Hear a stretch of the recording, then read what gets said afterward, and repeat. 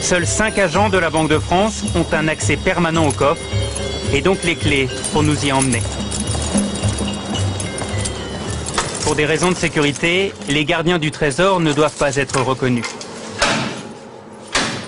Ils travaillent à la souterraine. C'est cette chambre inaccessible où dort l'or de la France depuis 1920.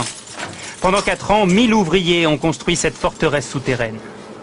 Dans la souterraine de la Banque de France, l'or se présente sous 2 aspects. Vous avez la barre, elle pèse 12,5 kg. Cela représente à peu près 250 000 euros. Et vous avez quelque chose de beaucoup plus léger, le lingot. Le lingot pèse 1 kg pour à peu près 20 ou 25 000 euros. Et au total, 2500 tonnes d'or reposent sur ces étagères. Cela représente 54 milliards d'euros. Depuis 5 ans, le stock a diminué. La France a vendu 500 tonnes d'or pour acheter des devises en dollars et en yens. Et alors, c'est quoi votre travail ici? On y manipule énormément. Nous sommes que 3 en France à le faire. Et ça vous fait quoi de manipuler de l'or?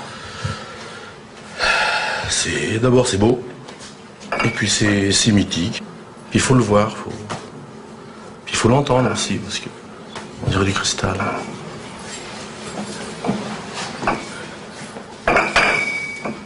Vous voyez, c'est un son.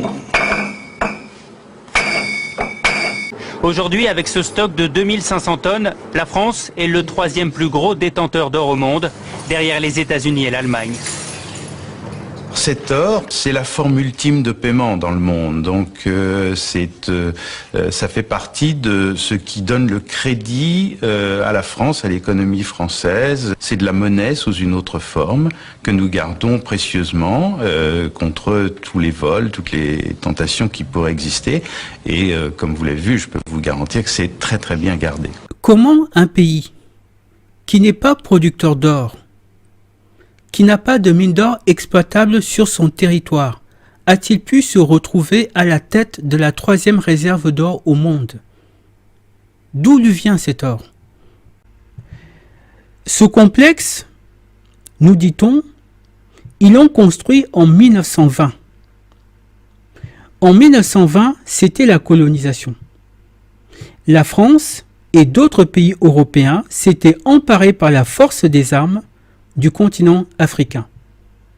Or, l'Afrique noire est le continent qui produit le plus d'or. 40% de l'or qui existe sur la planète se trouve dans le sous-sol africain.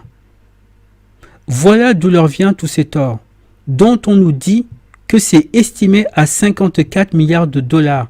Et l'or n'est qu'une infime partie de toutes les richesses qu'ils ont accumulées grâce au continent africain. Donc, il n'est pas question pour eux de perdre l'Afrique, car l'Afrique, c'est leur poule aux œufs d'or.